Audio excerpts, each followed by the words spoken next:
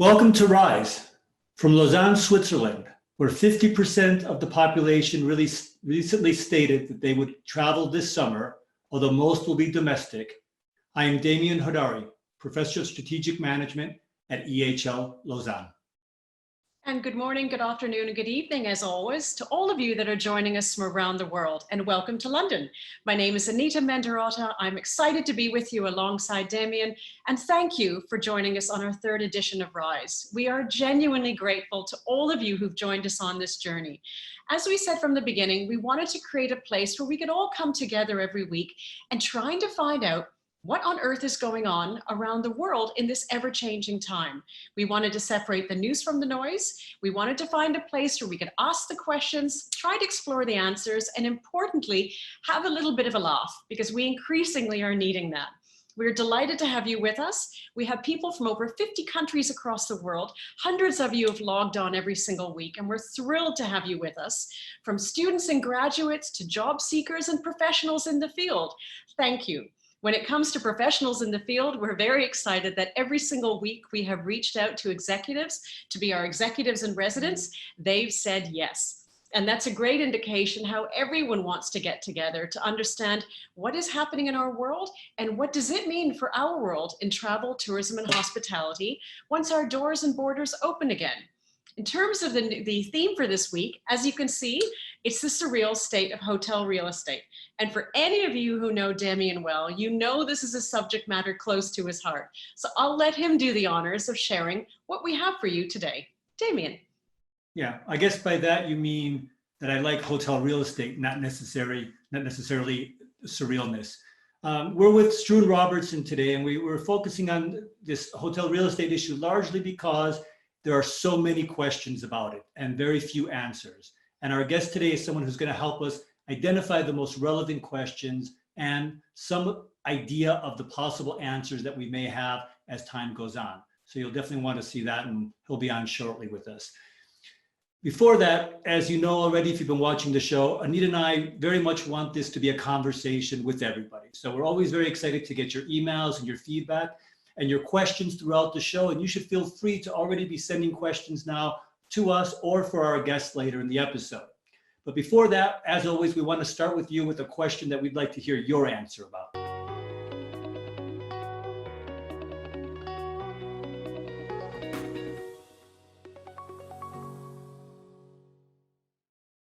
Thanks very much for doing that. We're going to share those results with you in a little while. But before that, Anita?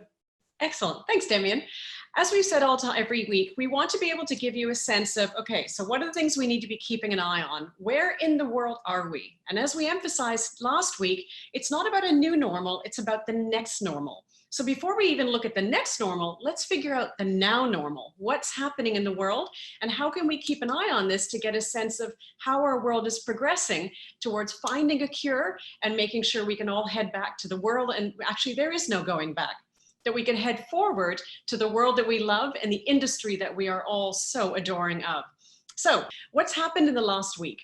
These are some of the indicators that have changed in the last week in terms of where we are with the virus, etc. But most importantly, on the 28th of April, New Zealand effectively declared that it had eliminated COVID-19. That is a massive achievement to actually declare that. Much of that was because Her Excellency Prime Minister Darden quickly shut down the borders and put in protocols in place with the support of her whole government. Nations are now weighing up, however, that when they're in lockdown situations, how long can they stay locked down? Because as much as it might protect the health of citizens, the economic health of citizens is starting to suffer. So this has become a very, very loud debate going on around the world. The UNWTO declared this past week that 100% of travel destinations are now facing restrictions, different levels, but they're facing restrictions. The G20, which is the top 20 economies in the world, effectively 19 nations and the EU, representing 90% of the human population, have come up and they prioritize travel and tourism and recovery, especially, and this is important, when it comes to not just large businesses, but also small businesses, which make up 80% of the tourism economy. And importantly, in developing nations, recognizing that it is as important in developing nations, if not more, than in developed nations. The European Commission went even further in creating policies that the EU will put together collectively to re-accelerate the ecosystem around tourism in their recovery plan. That's a huge step. Still, we know that there's a risk of a second wave that's coming through in Asia. We've seen many countries that had opened up starting to get more concerned about their protocols again. But around the world, there's complete agreement. Domestic tourism is going to be the opening focus in 2020 when our skies and borders open up again, not only because people are going to be nervous about traveling as they get new health protocols in place, but governments know the importance of travel and tourism in rebuilding their economies again. So they're going to encourage Damien to holiday here, meaning here, Switzerland, not here in London, staying at home and helping rebuild your economy. But the biggest news that happened last week was that you might have heard the drug name, and I've had to write it down again, remdesivir. Remdesivir is a drug that was recognized this past week, and it is deemed to be an incredibly important drug in terms of taming the actual effect of COVID-19 on people who have it. It is not a cure. And it is being fast-tracked through the medical fraternity in terms of being able to get it actually approved for usage. But it is a fantastic sigh of relief that we're getting closer to making sure that those dear souls that have been affected by it have a chance to fight even harder now, because there is a drug in place for it. If we take that to the next slide, this I wanted to show you because I thought it was very interesting. This is an example of Europe and looking at the restrictions that are in place in terms of travel. Some restrictions are high, some restrictions are low. I'm not going to go through the entire chart, but I show this for one reason. Even if people want to travel, so Damien is excited, he gets to travel again, he wants to put on his backpack and go to France. The question is, what are France's protocols? And importantly, even if he can travel to France, will Switzerland allow him to come back home and not be quarantined, or will they require him to? All of this means one simple thing. People are going to be conscious of traveling across borders because they simply don't know the restrictions they're facing when they travel and when they come back home. This is going to be a deterrent to getting people back out again beyond their domestic markets. That's really what we're looking at, and that has a direct impact on our industry, which means I hand over to Damien. What in the world is going on? Well, let's start with the implications of some of those travel restrictions that you said. The WTTC's updated some of their data. There's a lot going on here. I just want you to focus on two things. One is things continuously getting worse in terms of projections. We're now saying that more than 30% of people currently employed or who have been employed in the travel and tourism industries are now projected to be unemployed or will be soon. And you see that 5X number. We're saying that the WTTC is saying that the current crisis is going to have 5 times more impact, negative impact on travel and tourism than the financial crisis from 2008. That's actually going to be 9 to 10 times worse than anything that happened after 9/11. So while we might still sometimes compare this crisis to previous ones, in terms of impact on travel and tourism, this is far, far worse. If we move forward, slightly a different piece of data I wanted to share with you. I looked at a few indices of different sectors of the hospitality industry and how the public markets, the stock market, is valuing those companies that form part of these indices. And you can see that orange line is this is US stock market, by the way. The S&P 500. 500 companies gives us an overall idea of the broad market, and that's down 12% year to date since the 1st of January. And you'll notice that restaurants and bar index is right there as well, meaning not performing any worse than the overall stock market. And far better than if you look at that black line, which is the gaming industry, gambling, the red, which is hotel and lodging, and the green line, which is at the bottom, airlines. Meaning for some reason, investors looking forward are much more optimistic, although still pessimistic, but much more optimistic than gaming, airlines, and hotels. And basically setting the message that even though we talk about travel and tourism, even though we talk about hospitality, there are different sectors in the industry, and we need to be careful that we're not lumping them all together, as they all do have different projections going forward.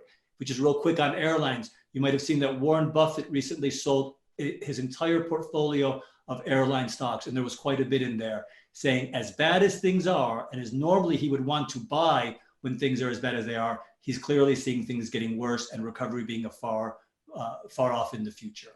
So keep an eye on these different indices and these different sectors. Shifting gears, last week we were fortunate enough to have Olivier Bracard from Hosco on, and he mentioned a study they had done, and he was very kind to share with us a sneak preview of some of the results that he's got. One of the questions he asked the thousands and thousands of companies that use his company to recruit talent for hospitality, travel, and tourism was if they expect to hire again this year in 2020. 57% of the respondents said that yes, they will be hiring this year, which is clearly a positive indication. However, of those, only 32% said that they expect to have the same staffing levels as before the crisis, meaning companies will be hiring, just not hiring as many, meaning the competition for those jobs could even be more ferocious than before. And as he mentioned last week, power has shifted. While the talent had the power before because everybody needed more and more qualified labor, things have changed. It's tough out there. Moving forward, I found a study of 1,500 professionals in the meeting, planning, and supply sector. And they were asked if the use of digital event technology, like we're using right now, will have an extensive impact on their business and especially cannibalization of their business, meaning people shifting online rather than having live events. Only 43% of the respondents thought it would have a negative impact in the next 3 months. And this is just from 10 days ago, this survey. More surprisingly, even than that, is only 4% thought it would have an extensive impact next year. And I'm not a meetings and events expert, but I have to wonder, what are they thinking? How can people who are seeing what's going on, the shift towards online, the need for this, the experience and comfort people are having with this technology, and the realization of the benefits that it brings, and I'll talk more about this later, how can they not see a greater impact going forward? I don't know what you think, Anita. I must say, Damien, I agree with you 100% for a couple of reasons. A, exactly as you said, we've become very accustomed to having all of these meetings and having all of these conferences dressed well from the neck up and in our pajamas from the bottom down. There's an ease now in terms of technology, but importantly as well, with so many companies and so many businesses suffering, so many people losing their jobs and so much money being lost, optically, it does not look good to host these major events. So there are going to be many who are going to be shying by so that they don't get criticized for potentially wasting money when they could have used alternatives such as technology. So it's an interesting area to keep an eye on in terms of how do people adjust, or do we just increase the size of the pie of the meetings and events industry by having technology and the live events? Great. All right, enough from us. Let's see the results of that first poll, if that's okay. So we can see that 41% of you are most concerned about the destination government's management of the COVID-19 pandemic. So you want to be sure that where you're going, the situation is well handled. I mean, I think I would agree with you. And the second is the return policy. Can you go somewhere that you might consider safe, but does your government agree, and will they let you back in or force you to be quarantined or whatnot? Are you surprised at all by these results, Anita? I must say, I'm intrigued. I'm not surprised, but I'm intrigued, and I love it as a great representation, because technically it looks as if 3 out of 4 people in the poll are worried about their freedom of mobility, the ease of mobility, either in the destination or returning back home. Even if it's in the 7% for length of travel, that's really interesting. So even if the price is cheap and it's right next door, if there's concern about those policies or uncertainty around them, people are staying home. That's a great, great, great indicator. So thank you for everyone who responded. Brilliant. We'll take some questions throughout the show as always. And so Sarah, if there's any questions, we'd be happy to take a few of them so far. We have some questions from last week that I'll bring in now. So I'm going to combine 2 questions that kind of revolve around hotel investments. So do you believe that we will see more opportunities to acquire undervalued hotel assets? And do you think that we will see a lot of the larger hotel companies acquire smaller hotel companies? I definitely think you're going to see both of those. I think you're going to have plenty of owners that are in dire need of infusion of capital. They're going to be looking for either investors to buy into their property, or they may want to exit the industry realizing that this is going to be a long recovery. On the second part, the idea of smaller hotel companies that may have 6, 8, 10, 12 properties, and they may be very unique and great properties. If they're lease-based or if those companies don't have strong reserves of capital, I think they're going to be looking for investors either to take over the company or to acquire part of the company. So I definitely think so. When that will happen is anybody's question right now. If I can jump in on that, Damien, because I think you're 100% correct. And I think it's already happening. Because we keep hearing the word, whether it's in hotels, airlines, whatever it might be in, consolidation, consolidation, consolidation, both within companies' portfolios and larger companies taking on smaller ones. Once we have a sense of when a vaccine will be created, once we know how to cure this problem, once we know our doors can open, then people can look at, okay, when can we actually mobilize this? But the changes are already taking place, and consolidation's a really important starting point of that. So brilliant question to start with. We got another one, Sarah? Yes, this is on another topic, so the cleanliness certification. But how do you see this working as people, when they travel, they not only stay at hotels, but they actually, have a lot of different touch points. They take a train or go to airports. Do you think that this will be a problem, and how do you think this will evolve? If I can jump in on that one, Damien, because that's very close to the whole travel and tourism experience chain. Delighted to say that the global coalition of UNWTO, ICAO, as we said, global aviation, IATA, the aviation as well, WTTC, etc., very much championed with the WTTC, is leading, putting new protocols in place for health and safety throughout travel. Because exactly as the question rightly says, it's not just about Damien going to a hotel. He might be getting on a train, getting on a plane, going to an airport to get on the plane. All the way through, those protocols need to be put in place. Importantly, the protocols are going to be put in place before we have a vaccine, and we can all be vaccinated, but when we know how to manage risk.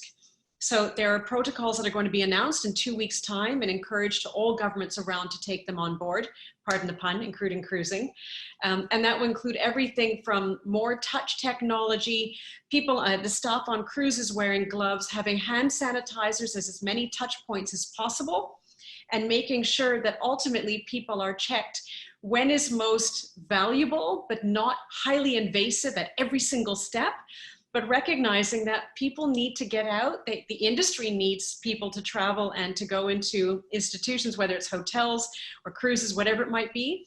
So we need to get protocols in place soon, even if the vaccines aren't available. So is it happening? Yes. Thankfully, it's across the entire travel chain, and we will be hearing within 2 weeks' time, and we can share that with you in 2 to 3 weeks' time, what exactly has been recommended by that global coalition of travel and tourism. Great. Let's take one more, Sarah, especially if you've got something about what we've talked about so far today. Most of them actually build on the cleanliness certification and things like that for hotels now. Okay, let's take one. I'll stick to that. So how trustworthy do you think that these concepts will be for travelers? I think travelers is a broad term, so I think people are looking for different issues right now. And in fact, I'm going to talk about this a little bit later as well, but one of the key issues is what standards will it be? How will you compare different companies or different sectors of the industry's standards? And as Anita said, will there be some way to reassure everybody about this and take it off people's minds? Or is this going to be so much in front of everybody constantly that we're always going to be worried that hotels and other businesses aren't clean and are dangerous if we keep promoting the whole cleanliness issue? So I think there's got to find some balance where we feel reassured and have that trust, because I think trust is going to drive so much of the demand without it becoming what the industry is known about. David, if I can just jump in on that, because you make a really interesting point. You remind me of the airline industry. Our industry, as much as it has competing companies and bodies and brands, there are certain areas they will not compete on. So for instance, the aviation industry, airlines will not compete on safety.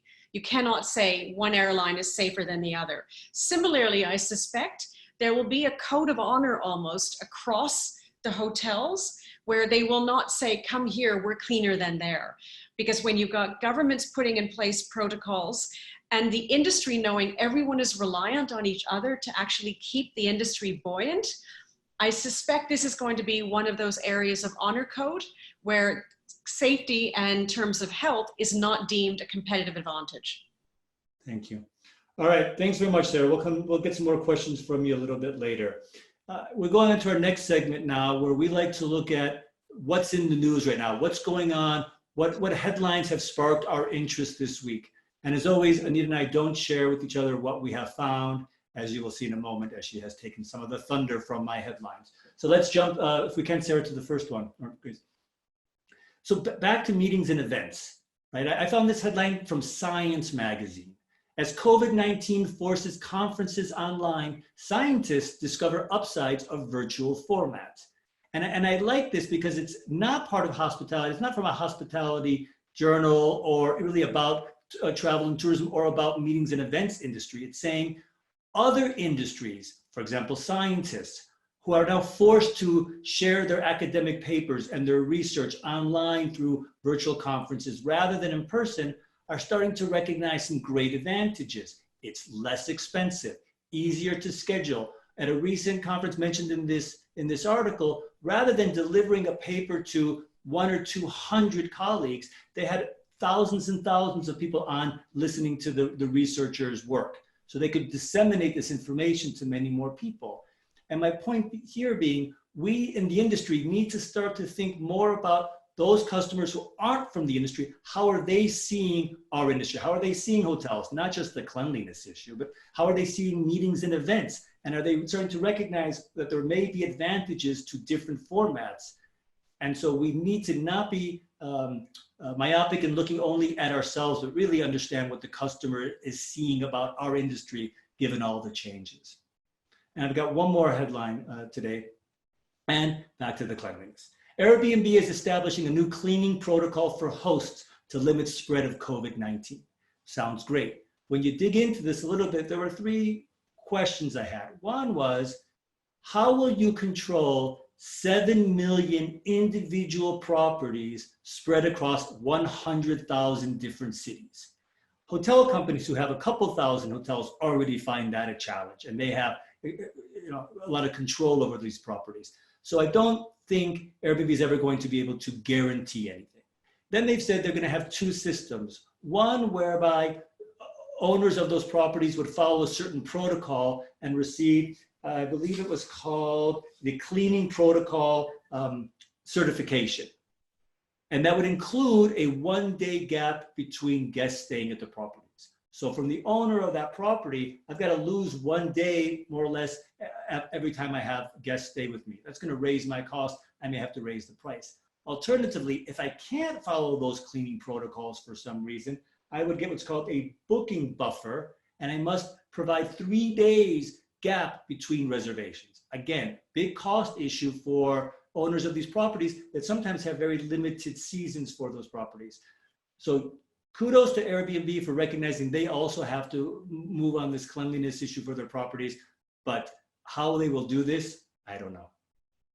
It's a great point, Damien. It's a really good point, because there's, to your point, there's the money lost in losing the bookings and the cost of products that are going to be involved in terms of cleaning. So thank you for that. Indeed, we did not see each other's headlines, so this is quite interesting to see. If we switch over to my side and we look at my first headline, I thought this was really interesting, and it goes exactly back to the map I showed at the beginning around uncertainty of travel. This past week, as I mentioned, the UNWTO indicated that all 217 destinations in the world are now facing restrictions. That just causes confusion. We've already seen that, and we spoke about it in our first episode with Australia, talking about actually not allowing international tourists in until 2021. It's not just about allowing international tourists in terms of the risk of a tourist unknowingly bringing a virus back, but it's then that being taken out again from people returning home. There's just too much uncertainty. This is going to have a major drag effect on momentum picking up. We then go to the next one and we talk about momentum picking up.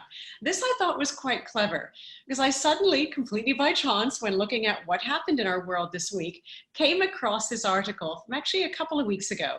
And it was British Airways taking some of the little citizens of Cyprus across to the UK. Why was this so interesting to me? 3 reasons. A, we know that mental health is a serious issue as people are being locked up and kept at home, and it's unnatural for that to happen. So suddenly you've got these dogs coming that can actually bring a lot of life and a lot of excitement into a home that needs happiness and needs to focus on something else every day aside from how am I feeling, what's going to happen to my job. Secondly, I thought it was brilliant from the point of view of cargo management. Makes sense. It's a good way to use it. But also, there's a rub off here in terms of the BA brand. There's no question that we're going to remember that that was the airline that brought the dogs back. And as we know, from the teams that we have, and particularly one of my gorgeous girls, Grace, some people have high affection for dogs. And so no question, her affection for BA is going to increase as well. This I thought was interesting. And as my little video throw in, because you provided me the opportunity to, and I have hundreds of witnesses from around the world, I wanted to show you all this. It's a campaign that's been created by BA. Many airlines have created advertising campaigns. Some have focused on cleanliness, like American Airlines and Delta. Others have focused on the romance of travel and we're missing it, we're missing it, we're missing it. But this is what I thought was interesting, that it wasn't someone saying, look at where you can go in the future. It was an airline, a company, a brand that's actually saying, let's just stop right now and recognize where we are, and that this is going to change. We're going to look back at this one day with a remember when, because ultimately, for as difficult as this time is, and it is gutting for people, emotionally, financially, security-wise, there are some aspects of this we might miss. We created Rise because of this time. So there are some little blessings coming out of it, and I loved this campaign. Please. Do you remember when they closed the schools and kids tried to learn online? And when we heard the term social distancing for the very first time? Do you remember when we worked from home and actually missed the office and even the people we didn't get along? When the fun of flying wasn't there for us anymore, but we had to be strong. All of those things we took so much for granted were now off limits to us every day. A walk in the park, a bit of a lark, a kiss in the dark. Do you remember when we stayed away from the gyms and watched too much TV, so we put on weight and learned not to hate anything or anybody anymore except COVID-19? Do you remember when the airlines were grounded, which meant we missed our loved ones even more, but the whole world came together and said enough, no more?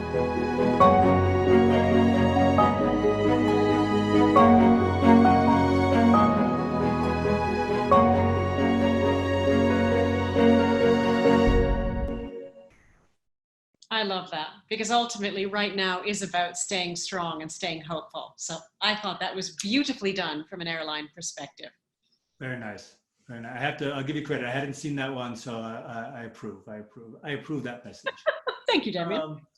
Let's go to poll number 2. And then as soon as we've got that, we'll show those results, and then we'll bring on Struan in just a moment to talk about this and other real estate issues. So if you could answer this question, please.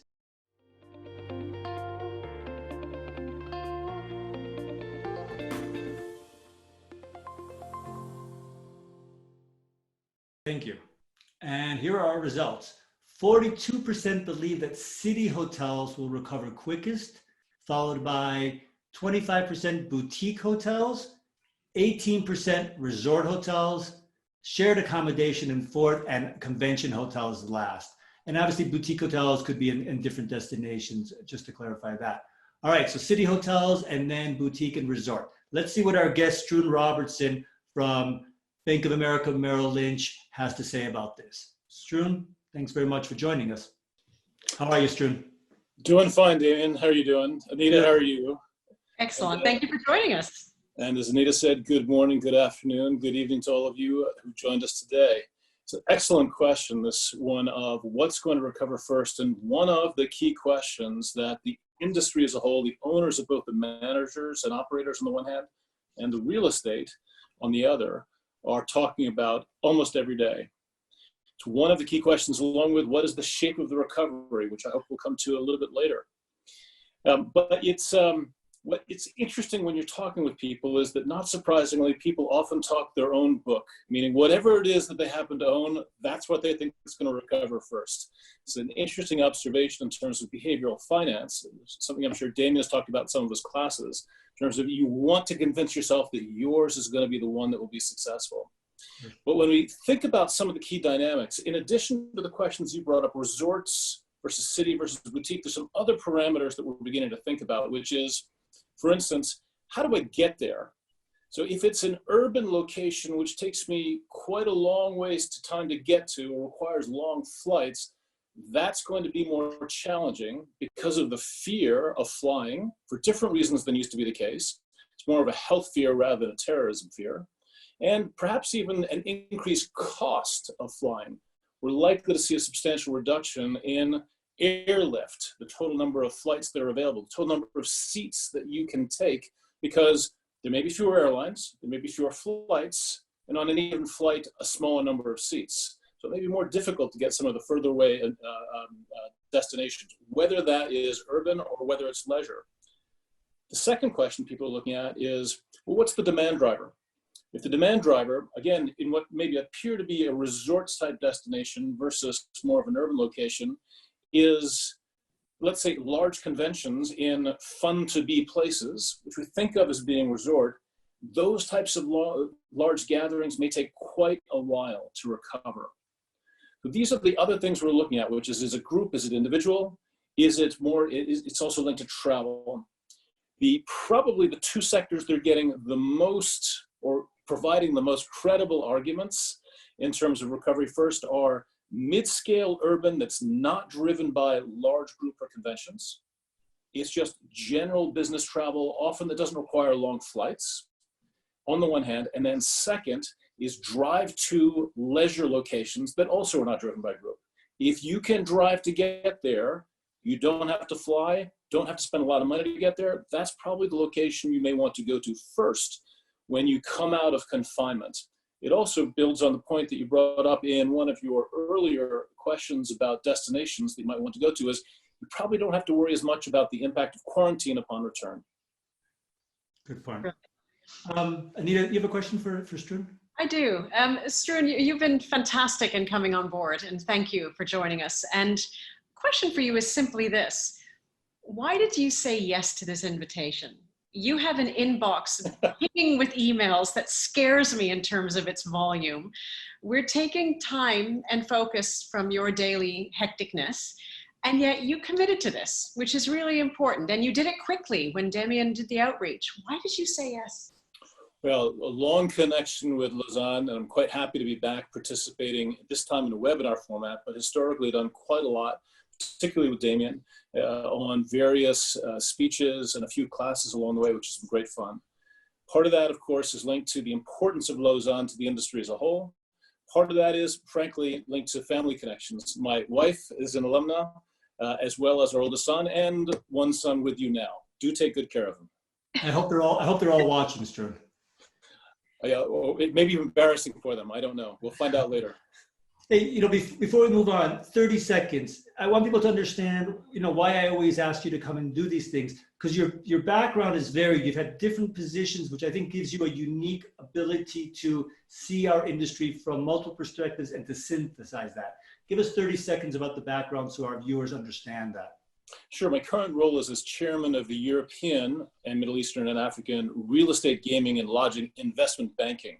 So we're doing a lot of things with the large-scale real estate and operating companies in the lodging space, but also in other sectors. Prior to that, I was working in student accommodation, which has some similarities to the lodging sector as a whole, with a mixture of residential, where it was more of a operating and development focus. But before that, I was the chief investment officer for Host Hotels, which is an owner of about 150 hotels around the world, mainly US, but 16 other countries around the world, about $20 billion worth of real estate. Prior to that, I'd spent 25 years at Morgan Stanley, where I had been doing a combination of investment banking, like I'm doing now, but also private equity, including investing in lodging real estate. So I can look at it from a broader corporate finance perspective, a private equity investor perspective, a real estate investor perspective in a listed format, an operator perspective, developer perspective, and that's part of the fun. You need to look at things holistically. All right, now I want you to put all that together and tell us, when is the recovery coming and how is it going to look? I wish I had the crystal ball to give exactly the when, but what I will then articulate is that probably the number one conversation that I'm having, my team is having with the industry is, what is the shape of the recovery? And in summary, it's alphabet soup, meaning everyone has their own letter to describe the shape. It could be a V-shaped recovery, meaning fairly rapid. And that was primarily what the sector was looking at when the COVID virus first started. A belief that this is just an influenza, don't worry, it'll be over in a few weeks and then we're back to normal. And no view at that time that in fact this was going to have significant consequences from an economic and, as we're discovering now, an operational standpoint as well. Then we went into the second letter of the alphabet, or the next letter of the alphabet, which is a W, meaning this was going to down, which we've experienced. It was going to come up a bit, and then there was going to be some kind of second either wave of infection or another bump from a financial markets and economic perspective, and then some kind of recovery later, but don't worry, it'll happen. That was clearly happening, let's call it 3-4 weeks ago. We've now moved into a different debate, and I've got 3 different letters. One is U, one is L, and then my favorite letter is E. I'll explain each. The U shape is, this is going to be tough, guys. This is the biggest impact we've had economically since, frankly, the Great Depression or the Second World War. And U shape means it's coming down. We've experienced that, and it's going to remain flat for a long period of time, not just because we've had the immediate confinement, but because we've also had an economic impact, and that's going to last a while. But at some point we will recover. The question is just when. It's probably not by the end of this year, but I've seen debates between 2021, so next year, as the point at which we get back to 2019 RevPAR, for instance, all the way out to 2025. So that's the range of discussion, 2021 to 2025, and of course none of us know. The L-shaped discussion is Europe's becoming Japan, guys. We have a demographic flatline. We have an economic flatline. We have zero interest rates. We have zero inflation. We're going to have very close to limited growth. Having lived in Japan, it's not something I'm afraid of. That is an environment which is actually, in many ways, quite pleasant to live in, but you do have to operate differently. You think about operations as well as investment from a different perspective. The last letter, E, was from a client I was discussing with who said, you know what, I just don't know what the answer is. So he's going to his board with an E-shaped recovery because it could be high, it could be medium, or it could be low, and E captures all 3 of those. Reality is we don't know what shape it's going to be quite yet. Have you ever seen a situation where there's so much uncertainty, where the spread in forecast is as wide as this, 2021, 2025?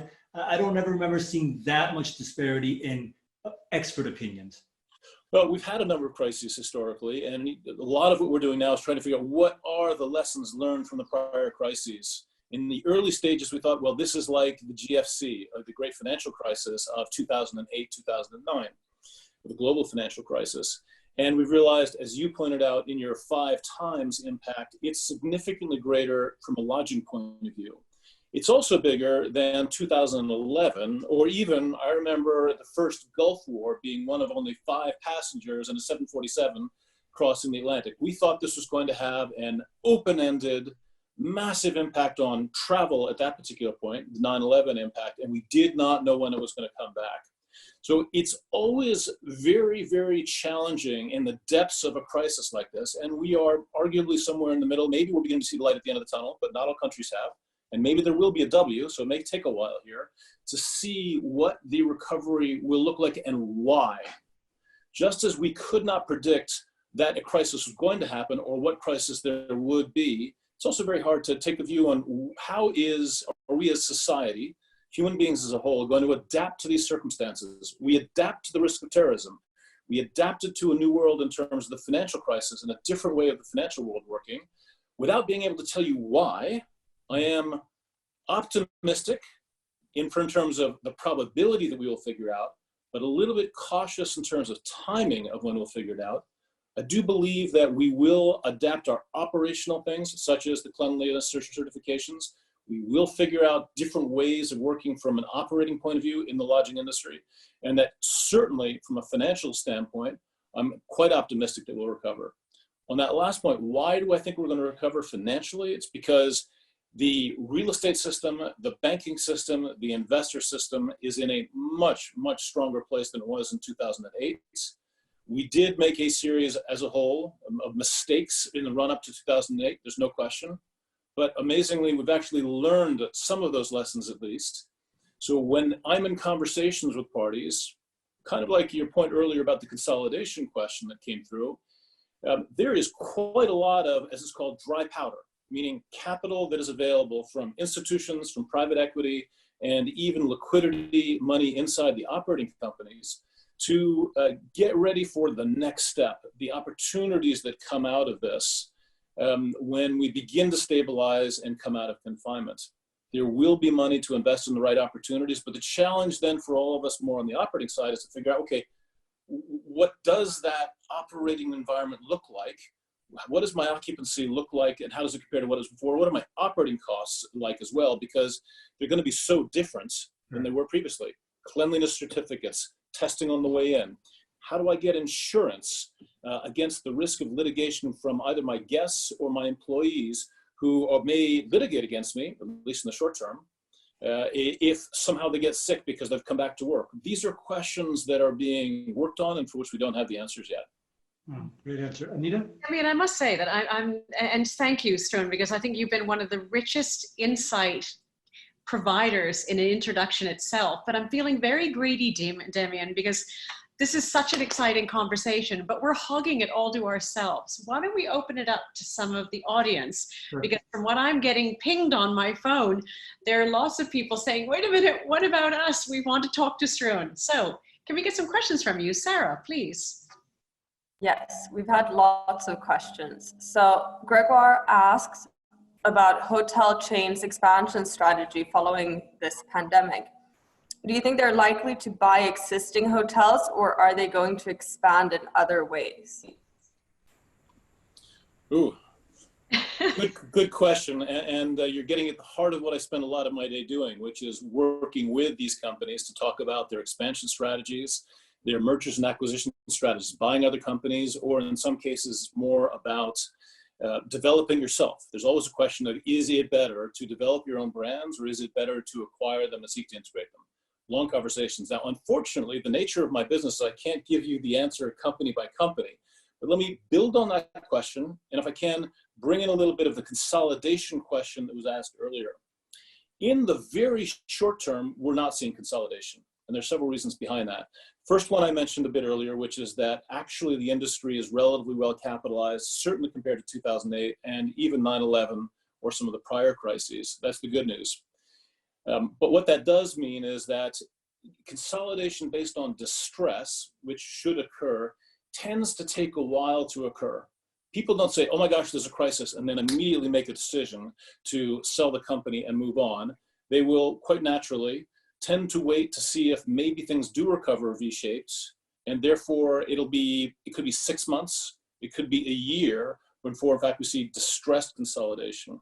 In the meantime, one of the steps that you'll see is that it doesn't actually go company to company, it goes company to the banks, to the lenders as a first step.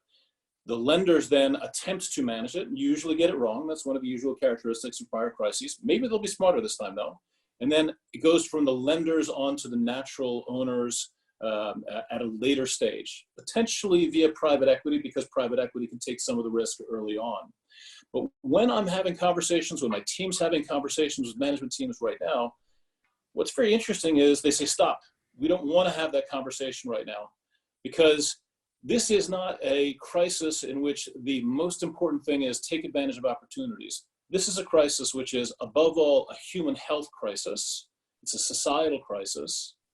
And then, from the point of view of the companies who might actually be the winners and the consolidators, they've got thousands of employees that they need to focus on.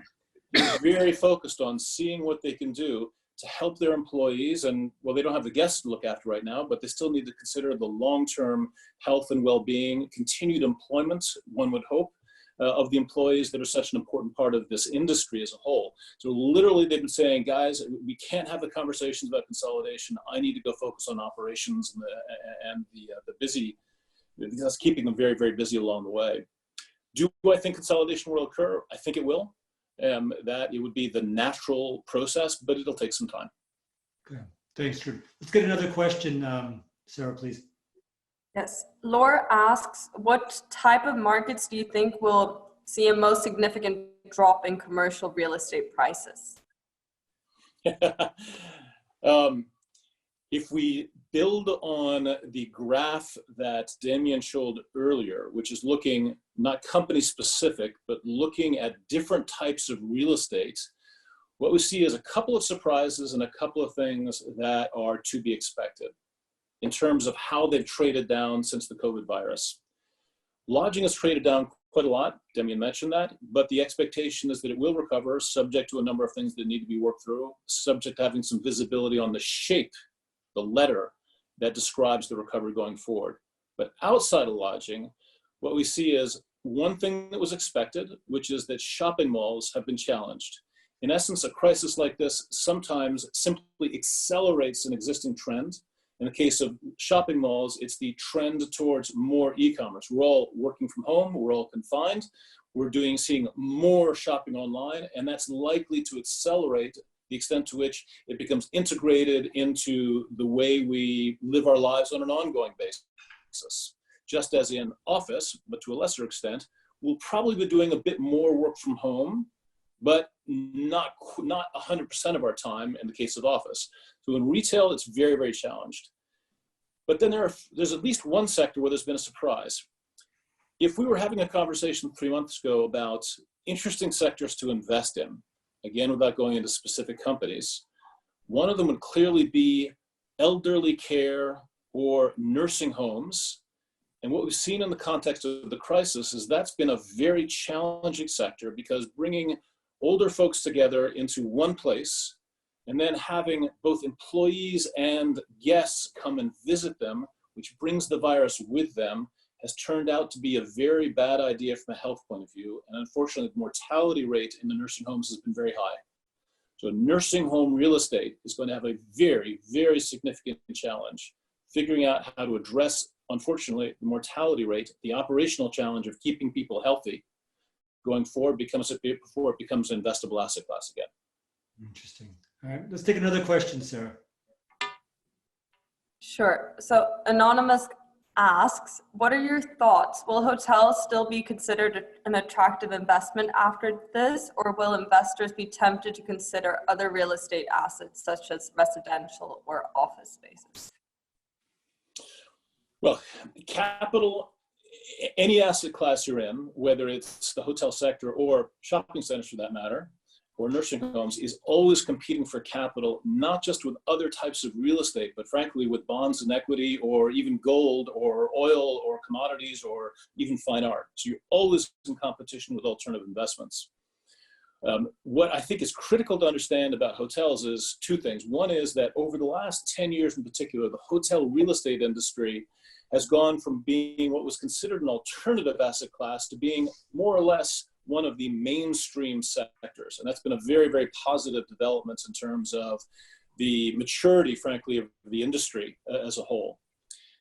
But then the second factor to look at is that the reason you invest in hotel real estate can vary quite a lot. There are sectors of hotel real estate, particularly if you're talking about the economy or mid-scale component, diversified geographically, which are more about stability with a nice cash flow, higher yields than you might see in, say, office or residential. Okay? And that's about stability and cash flow in a certain way, of course. But then there are other parts of the hotel sector which are more about what's called significant alpha. Alpha is one of those funny terms in finance, which is about how you're creating value that's not just driven by the market, by the RevPAR going up, but it's driven perhaps by renovation, by asset management, by changing your approach to revenue management, various other factors that can create value above and beyond with the way the market as a whole is doing. So even if the market is down, there can be opportunities to create value at the individual hotel level. Creating that alpha, creating that value add is, on the one hand, one of the great opportunities in hotel real estate. On the other hand, it does mean you have to know what you're doing. It's helpful if you went to Lausanne. If I can jump in here, Struan, quick question, because it's a, well, quick question, and I have a closing question, because we've got, again, you're one of those speakers that is, I can see whenever Damien would say, I could ask him a question and he'll speak about it for an hour. Completely now understand that. My wife doesn't like that part. And you've shown how the future of hospitality is like a Rubik's Cube, and every single side and color is moving at the moment, but we'll see how it ends up. To that point, we have plenty of questions, but sadly we don't have plenty of time. May we please send these questions to you for your ability to answer back, so we can pass those back to the people who are asking. That would be brilliant if we can do that, please. So thank you. Sure. As we wrap, and forgive me, Damien, our Wizards of Oz have been poking me with their magic wands. I've been asked to consider something that Damien always thinks is a really powerful way of pulling this together. You do have a son who is at EHL. You do have people in your family whose futures are invested in this industry. And especially for those who have trained for the future, and now the future is shaping so profoundly differently, what advice would you give them right now to keep holding on and keep knowing that travel, tourism, and hospitality will not stop? It will continue, just in a different way. Please. Yeah, well, the first thing is, it's a great time to be in school in the short term. The second is to understand that cycles can be a good thing because they're part of a rejuvenation of sectors. Looking at some of the famous economist views, this is about creative destruction, which sounds like a terrible term, but that's why rejuvenation is almost a better way to look at it. We are reshaping the world, and there will be some losses, but there will also be some opportunities and some winners. One of the key lessons you see, not just in this sector, but in all sectors which are cyclical in nature, is the winners are the ones who stick it through. I remember in the very first tech boom, which is going back to late 90s, early 2000s, lots of people getting into tech just at the top of 2000, and then guess what? They're the ones who got pushed out in 2001, 2002. Conversely, the folks who'd stuck through technology from the 80s, from the early part of the 90s, they're the ones who benefited most at the top. The ones who stuck through it through the less attractive part of technology, which may surprise you, but say 10, 15 years ago, it was a less attractive place to be, have been the beneficiaries on this sector as well. The same applies to the lodging industry. We're going through a tough time. We are going to have more tough times. If you look at history, every, pick a number, 10 years or so, there's some major shock, whether it's economic, or in this case, it's obviously health and less financial in terms of the direct impact, that shakes things up.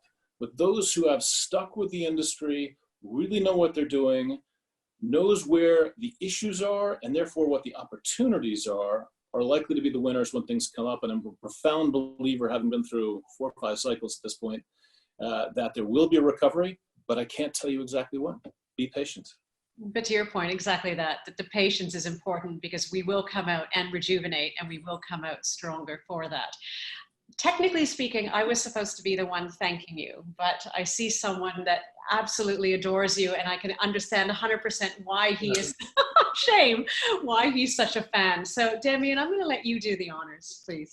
Just as always, I'm always 100% confident that you're going to come on either here or at school or wherever we do, and really make things very clear take complex situations, make them clear, and give some good feedback and ideas to people. So I really appreciate you taking the time. Hopefully we will see each other on campus or at a conference in person in the near future. And I will keep an eye on your son for you at school the next time I see him. Thank you. I look forward to coming to Lausanne in person as soon as we're clear on the quarantine rules. Sure. All right. Struan, thank you so much. Thanks, Struan. Thank you very much. Keep So well. long, folks. So you were happy. Oh, absolutely brilliant. Absolutely brilliant. Brilliant guests. Thank you for making that happen. There's just never enough time for any of our guests, and especially for Struan. So we'll maybe can get him back in a month or two and see if we can get some more up-to-date insights from him. Indeed. Brilliant. Excellent. Fantastic. I think it's time for our last segment. we're going to transition to one of our favorite, because this is where I'm able to pull up my sleeves and say, okay, Damien, tell me what you're worried about. And I'll see if I can find some light in that potentially dark tunnel that you tend to find yourself in. Please. Look, I have lots of concerns. I know we're pressured for time. I'm just gonna bring up one. We were talking about hotel owners. We were talking about cleanliness policies. We were talking about the need to rejuvenate and re-engineer ourselves due to crisis. And it's a time for us to reflect. You know, a famous academic, Rumelt, once said, you know, strategy happens when the wolf is at the door. Well, the wolf is at the door now, scratching to get in. And I have not seen a lot yet from the companies, and maybe because it hasn't been that long and there are immediate concerns, but all I'm seeing is a focus on cleanliness, which I think is important. We cannot, as you mentioned before, use this to position ourselves as a company above another one. It's not going to differentiate us. It's going to be a success factor that we must do. We must be cleaner. We must show that we're doing these things, but it's not going to provide us any kind of advantage going forward. And my concern is that all the focus on short-term solutions like the cleanliness policy, and importantly, like helping for the big hotel companies, franchisees weather the storm, I'm just concerned there isn't enough resources being spent to figure out what are the innovations necessary to propel the industry, and not just the hotel industry, but all sectors forward. Again, tough thing to do in difficult times, but it's necessary, and I'm concerned that I'm not seeing it happening. I must say, it's a great concern, and it's completely understandable. And this is where I think it works so well with you and I coming together and creating Rise. Our industry, are hotels doing enough? As you say, possibly not. Everyone's focusing on protocols right now. Are they asking travelers, how do you feel about these protocols before we put them in? But this is where I go back to one fundamental belief. The crisis we are facing right now is not about travel and tourism. It's not about hospitality. It's not about banking. This is a humanitarian crisis, and it has the world terrified. And in that terror, people go into shock, whether they are executives or they're students or whatever they are. Everyone is struggling equally at different levels of shock. Why do I have confidence? Because people aren't doing nothing. They're recognizing we need to start. And as we said with Rise and with Hospitality Tomorrow that you're going to be on next week, we don't know what the answers are because we're figuring out the questions. But let's have the conversations. So are people doing enough? No. What is enough? But are they talking? Yes. Are they inventing? Yes. Rise didn't exist a month ago. And now we've got this way of bringing people together. Are they exploring protocols together? Yes. Are they innovating? Yes. Are they investing billions into vaccines and all of these things that are going to impact the experience chain? Yes. I would be concerned if people were doing nothing and waiting for governments to just tell us when we can go outside again. I am so confident because with the world coming together and pushing competition away and saying, if we all don't make it through this, we are all in trouble. That to me is magic. We are going to be a stronger global community out of caring, and that will ripple into our industries, and it will find its way into our hotels and on our cruise ships and on our airlines because people need each other. And the word that you don't like that we can patent for Rise now, it's about huggability. People need to hug each other. So I'm confident. Look, as always, I think I'm right, but I hope you're the one that's right. I know we're going to have to skip these last questions during the show, but as always, Anita and I will stay on once the show ends in just a moment or two, and just bear with us, and we'll be back, and we'll answer another 30 or 40 minutes worth of questions, the two of us, as best we can. Before that, we want to make sure that you know about next week's episode. We're calling it Changes. If you don't know why, look up David Bowie. We think there's a lot of changes that are happening to the industry, and a lot of changes that firms are undertaking, good or bad, and we're going to look at those a little bit next week. Brilliant. We've got two great guests for that, two great innovators who have been innovating and now need to innovate again. But from all of us, as exactly as Damien says, your ability to engage is really important to us. So please do stay on if you can. Send us your emails and questions through. We will make sure every week we try to squeeze as much as we can out in terms of getting your involvement. To all of our Wizards of Oz behind the velvet curtain, thank you very much. To all of you watching, thank you, thank you, thank you. We're genuinely grateful that you're with us every week. Please stay with us. Take good care. As always, stay well, stay home, stay hopeful. And we'll see you next week.